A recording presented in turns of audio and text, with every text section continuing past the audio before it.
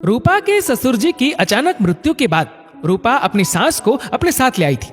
वैसे भी अकेले उम्र के इस पड़ाव में उनका गांव में रहना किसी भी दृष्टि से उचित नहीं था। रूपा और उसके पति विनय दोनों ही अच्छी जॉब में थे। उन दोनों की एक 10 साल की बेटी थी सलोनी। दिल्ली में अपना फ्लैट था। साल में 1-2 बार गांव भी आते जाते रहते थे। रूपा और विनय के कई बार कहने पे भी रूपा के सास ससुर दिल्ली उनके पास रहने नहीं आए, जबकि विनय इकलौता बेटा था उनका। उन्हें अपने गांव की हबो हवा और खुले वातावरण के आगे शहर के फ्लैट में बंद होना नहीं पसंद था। 2 दिन की बीमारी में ही रूपा के ससुर जी चल बसे। कोई कुछ समझ या कर ही नहीं पाया। सारा कर्म कांड होने के बाद घर पे ताला लगा।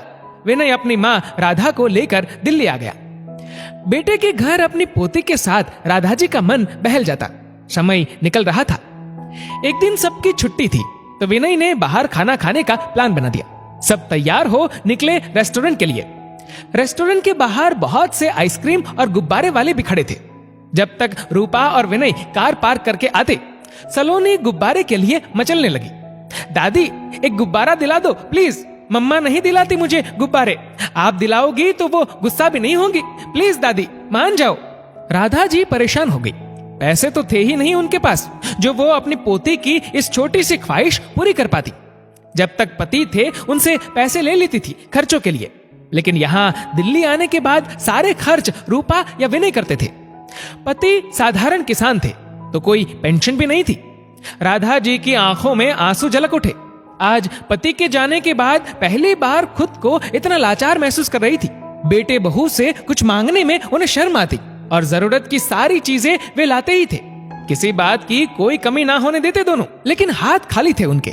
इतने पैसे भी नहीं थे कि अपने खुशी से अपनी पोती को कुछ दिला सकती थी। बहुत शर्म भी आ रही थी। बच्ची ने एक गुब्बारा मांगा, वो भी ना दे पाई। क्या सोचेंगी, कैसी दादी है मेरी। तब तक रूपा और विनय भी आ गए। सलोनी अपने पापा को देख उनसे गुब्बारे दिलाने की जिद करने लगी। सलोनी को गुब्बारे दिला सबने खाना खाया। रूपा को राधा जी थोड़ी उदास सी लग रही थी। माँ उदास सी क्यों लग रही है, शायद बाबूजी की याद आ गई होगी। ये सोच रूपा ने उस वक्त कुछ पूछना उचित ना समझ चुप रह गई। घर लौटते लेट हो गया। चलो सलोनी, जल्दी से कपड़े बदल, सोने चलो। आज तुम्हारा बैग मैं सेट कर देती हूँ, नहीं तो कल नींद नहीं खुलेगी। इतना कह रूपा ने सलोनी को उसके रूम में भेज दिया और खुद जल्दी से कपड़े बदल सलोनी का बैग सेट करने लगी। मम्मा, एक बात पूछूं? हाँ पूछो बेटा, लेकिन जल्दी से पूछ कर सोने चलो। दादी बहुत कंजूस है, एक गुब्बारा नहीं दिलाया मुझे, उल्टा गुब्बारा नहीं दिलाना पड़े इसलिए रोनी सी सूरत बना ली।